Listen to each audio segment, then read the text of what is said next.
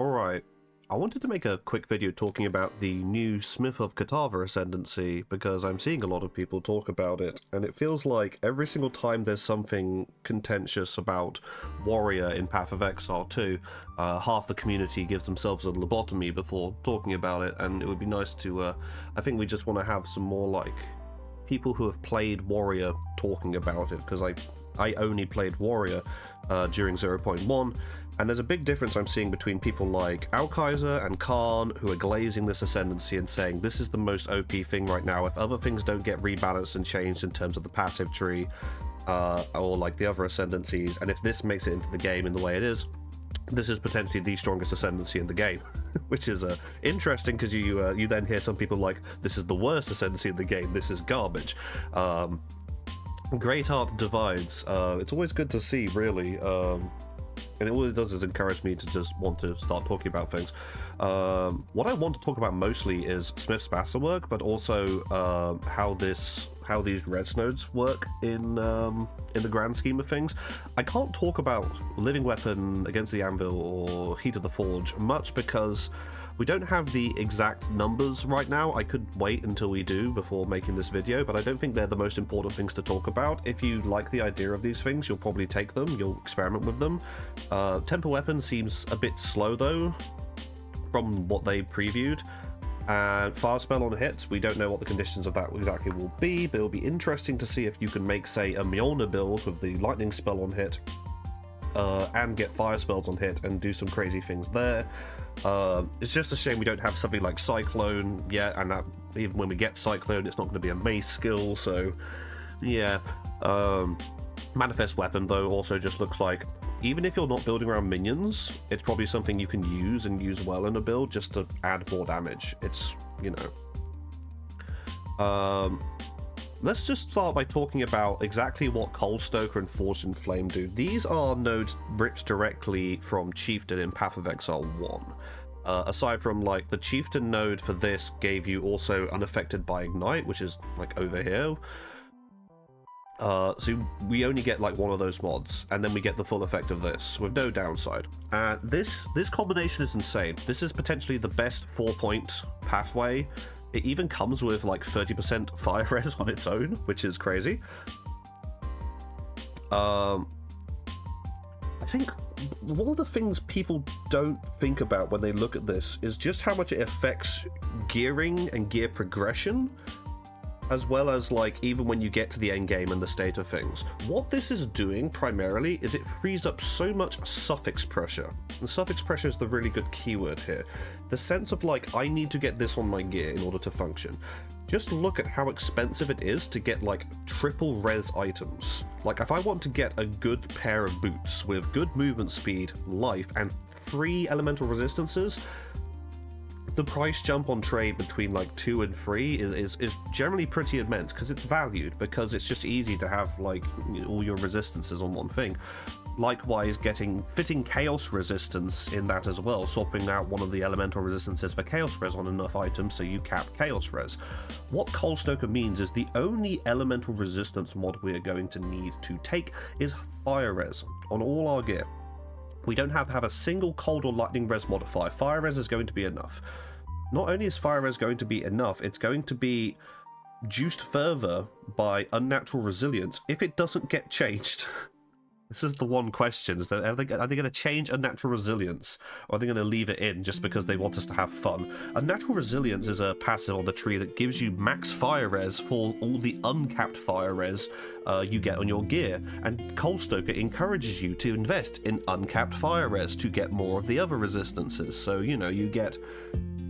Basically, as long as you have 150% positive fire res, you're going to have 75% of each one. As long as you have 180% positive fire res, you're going to have 90% of the other two. And you can just, it lets you benefit further from just stacking fire res on every single piece. And because you're going to have 2 other free suffixes, it becomes super easy to do 2 things. 1, cap chaos res. Getting just fire and chaos res are the only 2 resistances you ever care about seeing. You could just, like, always be, like, live searching on trade and just find the pieces you want. 2, it makes it really easy to get strength, and strength then we don't know what they're going to do with attributes necessarily in the next patch. A lot of this is tentative, and they did say they're looking at stat stacking, but the biggest offenders of stat stacking were like Hoa and Pillar of the Cage God kind of shit.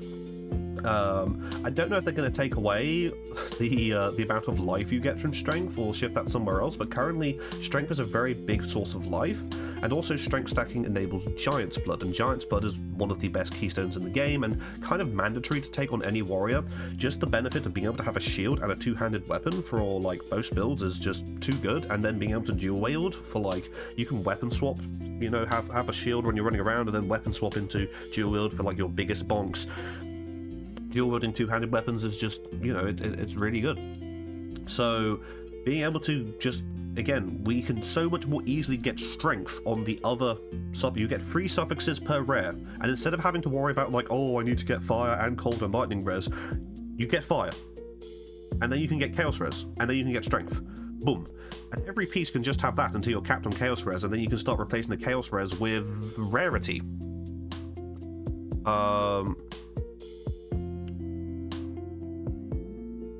Or there's some other mods like life regen. Even flat life regen can be helpful to stack. Like tier 1 flat life regen on a bunch of things can actually add up to quite a lot if you don't care about rarity. You should care about rarity, but like, you know, it depends on what you can find.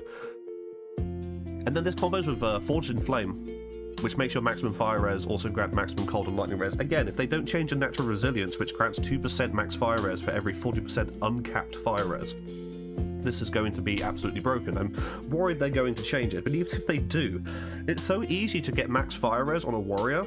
You can get 2% per ruby, and you can get like 5 or 6 jewel slots in like any build. So that's an easy chunk there. You can get 5% from we'll talk about this in a bit, but I don't even think this is I think this is bait. I don't need 5% max fire res from my fake ass body armor. You can get it from a natural resilience currently. You can get loads from jewels, and there's some on the tree as well. There's like the small nodes leading to prismatic prism guard. I think there's a notable that gives you 1% all res, but there's 2 small fire nodes, like max fire res nodes before it, so those become all res nodes as well. So for 3 points, that's 3% max all res as well. It's just crazy. It's a crazy node. I'm amazed. Like, this is the kind of thing where like I looked at this in PoE 1 and I was like, I can't wait for this to come into PoE 2. Let's see what downside it comes with. It does not come with a fucking downside. It's crazy. This alone, like, for two notables, so for 4 points, for half an ascendancy, I think this ascendancy is better defensively than any other of the warrior ascendancies. It just does more. Being able to get 90% LE res so comfortably and easily, and being able to fix your res so easily to free up suffix pressure, 4 strength, 4 chaos res, is insane. It's just better than what Titan can offer, even with hulking form boosting stuff on your passive tree. It's better than what warbringer can offer. I just looked at this as like, unless they're balancing the other warrior ascendancies to be a lot better, this is becoming the new go-to.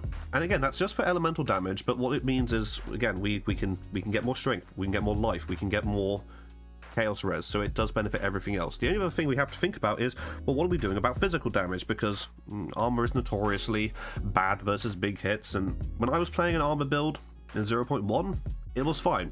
I quit because armor break rares were wrecking my shit because they're dumb.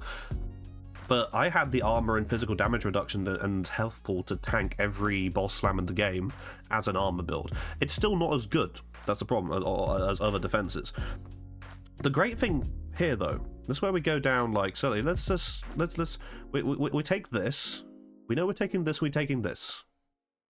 If you play as Ascendancy, you have to take these 2 nodes. We go down to here now. This is the big choice. Whether or not you go for Smith's masterwork. And a lot of people are saying that they don't see the value of this because they've been playing at 0.1 endgame for so long. And they've had these endgame chests. And then they're just immediately comparing them to the endgame chest, which is the first trap you should fall into, or you should not fall into, because that's not how the game works. We don't league start and then we have an endgame chest. This is like the equivalent of people who, like, they make POBs and they put a mage blood in it. So, like, don't do that. Someone was literally telling me that you shouldn't take this because 5-socket Moira Invictus, or however you fucking pronounce it, the Arbiter chest exists with, like, you know, all res and attribute mods per socketed rune. That's like, great. That's like 100+ div. It's a chest. And yeah, those chests exist. And there might come a point in the game where, like, you have a body armor that surpasses this. But I'm telling you, I'm going to tell you now, that's going to take a fucking long time to find something you can get that's better than this. The question is if you're taking 2 nodes or 4 nodes. When you're taking 2 nodes, it's a lot harder to justify the downside, actually. You are sacrificing more. But if you're taking 4 nodes, and I think you should generally take 4 nodes, which is why I don't really care about, like, this, and this. I don't care about this stuff. And if you want to take it, I honestly think, like, you either take 4 of this, or if you're building around one of these, like if you're building around Manifest Weapon, you take Temple Weapon as well. So, you know, I just don't think you touch this unless you're taking 4 nodes. Because the downside doesn't increase. It's only just like, it's a flat, like, you can't have mods on your body armor. You can't use a unique, you can't use a rare. In return, you get more the more you're willing to invest. But you don't want to put 6 points into it, because then you can't get this, and this is just too broken. We're taking this, we're taking this. But the question is, what do we take? And the other way that people are getting misled is they're looking at the res stuff and then comparing, like, well, you know, I can get that much on the this. So we never take this. No one ever needs this because we have this. So we take, you know, this. We don't need this and we don't need this. Let's just eliminate these 2. We never care about these. Not worth an ascendancy point. This is worth 1 early, potentially. It just depends on how your gear is rolling and how you're feeling. But with this, you can, you know, consider, like, if I were to take this and this and this plus this, going into maps, I have 105% fire res just from my ascendancy. I don't even need any on gear. I have 105% fire res, which after penalty, but considering you get, like, you get some fire res from a quest, don't you? So that slightly offsets it. I can't remember how much though. But you get a large chunk of fire res already. Yeah, you get a large chunk of fire res. You get 2 of these, you get this, and you can get the max fire res. So that you can just have, like, without any gear, jewels, or anything, you have like 80% all res very easily, because you can't possibly fail to get just a bit of chunks of fire res on your other pieces. 80% all res going into white maps, so much nicer. But the thing with these nodes here is I wouldn't take these later on. I'm not looking at this stuff for my endgame Smith's Masterwork at all. Also, I'm not looking at this. I'm going to take out this. This is not needed. Ignite is really not that much of an issue. Just have enough fire res, and then you don't take enough fire res from hits to worry about it. We don't care about this. We don't care about this. These are early. In fact, I'm gonna put these in, like, this is like early. And then later on, as soon as we can, we want this and this, because we love strength stacking, because Giant's Blood is too good. 20% increased strength is insane. It is crazy good. This and this alone, this combo, which is worth like 1 lab's worth of ascendancy points, gives you more life than a chest can ever give you. 15% increase plus 20% increased strength, as long as you are stacking strength. And again, we can stack strength easily because we only have to take fire res. Look how the pieces fit together. Think about this stuff like that. 20% increased strength is crazy. I don't know how this gets into the fucking game, man. People strength stacking on Titan were taking hulking form partly for the strength stacking, because it boosted all the strength from their small passes that granted it. It was a good extra chunk of strength, and you get 8% increase from the small passes. This is just 20% increased strength all across the board. It affects all the travel nodes that you're taking. This is crazy. I'm just hyped for this. And the fact you also get 50% increase, this makes up for not having, like, you know, a body armor with life. And then after that, you have this is mandatory. So I'm going to put this in red because it's mandatory at all times. You should just get this as soon as you can, really. Molten symbol. This is the other part where another part where people are tripping up and saying, well, Cloak of Flame gives you a better effect. Yes, Cloak of Flame gives you more phys from damage from hits taken as fire damage, but Cloak of Flame does not give you like 500 fucking life. So, you know, do the math. Do you really want to? And yes, with Cloak of Flame, I could take some other points from this shit, but I don't really want to. So, the sheer amount of extra life and another extra effect, because we've got like, what if it's like 1, 2, 3, we can pick something else. And what I'm going to probably take on my character is leather bindings. I'm probably going to take leather bindings, and again, we'll take that later when it's worth taking. 5% of life per second is a lot as a baseline, because the tree doesn't contain many sources of like flat or percent life regen. It contains a lot of boosts of like increased life regeneration rate and recovery rate. So with this, and with like an expert steel plate, which is granting like 2.5% life per second as well, and then with a bit on the tree, you can have a baseline of like 7, 8%, 8, 9, yeah, it's like 10. Unconditionally, you could probably get that to like 9, 10, and then taking a bunch of bonuses. Like, I was playing.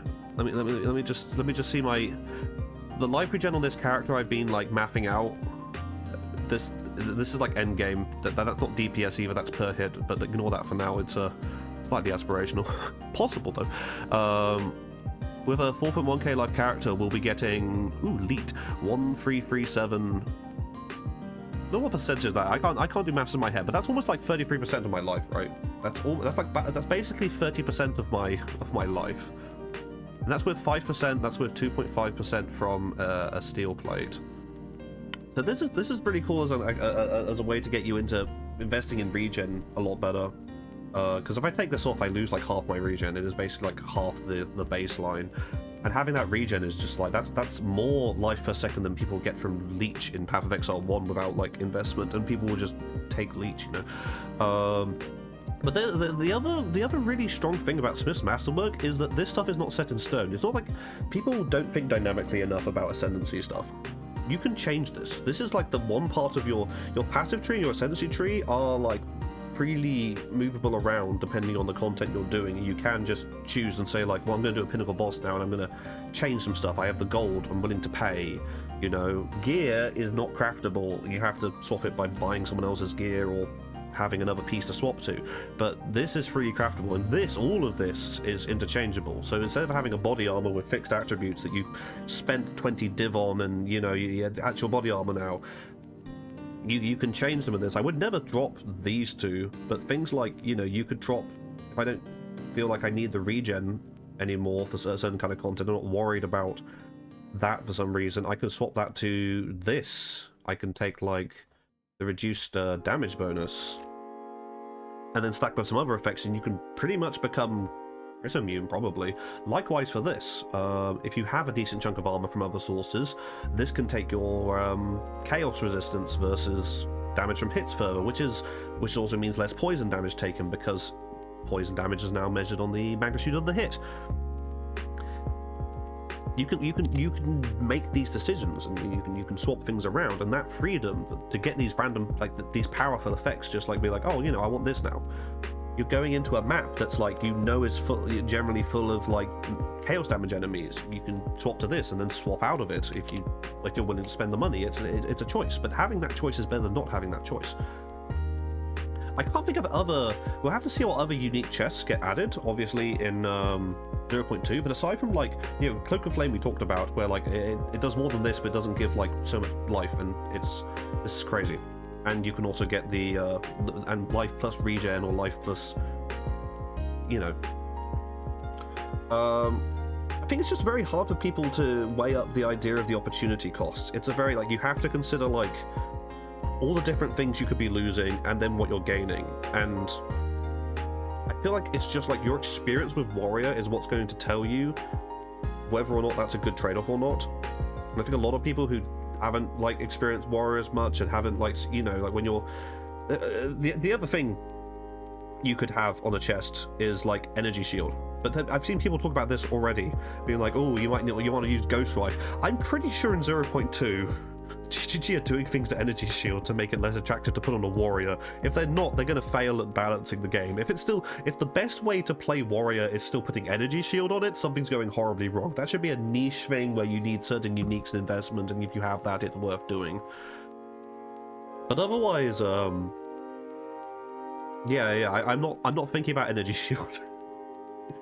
And generally the chest is a main source of it, but I think if you're playing an energy shield warrior, you're not playing this ascendancy.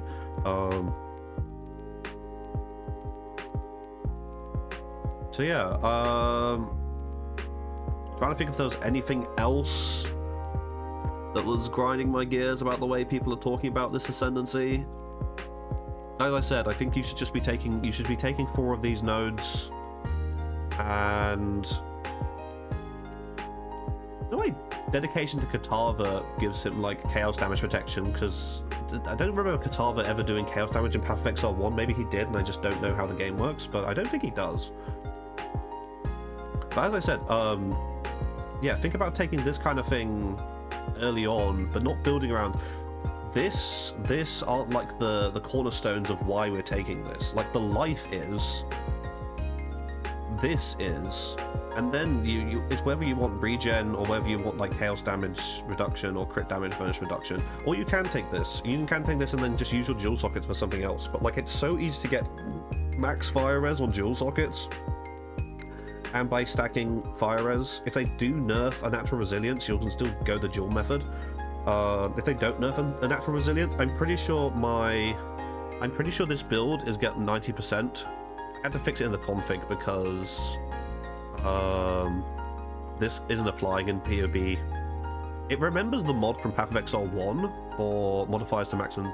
This one, this works, but it doesn't work for this. I'm hoping that's a bug and not just like it should work. You know, this should also grant cold and lightning when you have that notable. But you know, in case it doesn't, we can just put it on the jewels. But none of my jewels on this build have any. They're just stacking increased life regeneration rate, block chance, area effect, right? Yeah, and then this one is some fire damage pen. I feel like I'm teasing people with this like 10 mil.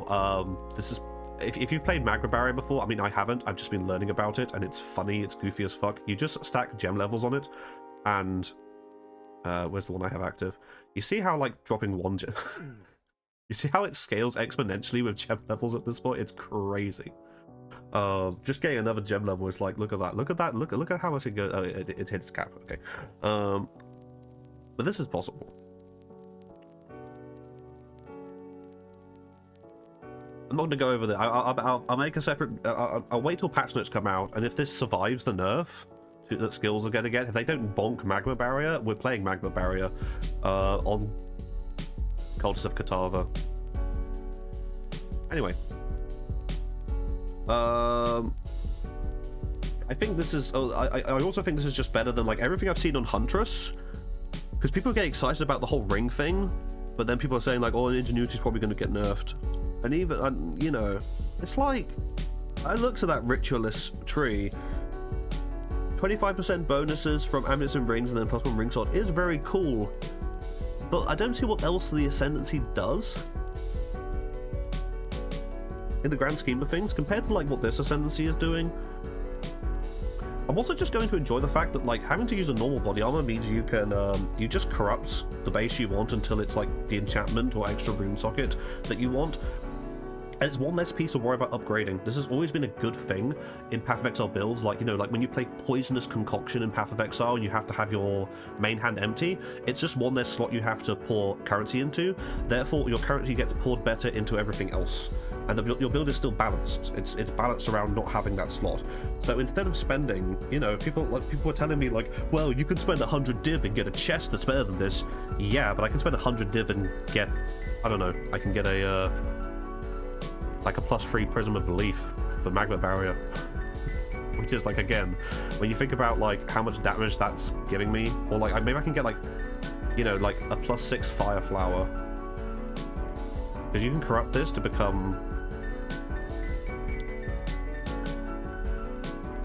If I could corrupt a fire flower on this build to take it from +4 to +6, or buy someone's corrupted fire flower, that's almost double damage, and that's the damage I have is actually insane. So already, so why is my DPS just sunk?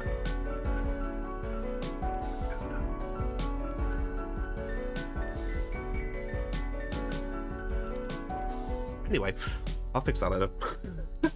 What the fuck? Cool, okay, I got nothing else to say. Yeah, but I think this is broken. I think this is broken. I agree with Khan, I agree with Alkaiser. Don't know what Mathil thinks, but I agree with Mathil, generally anyway. I will,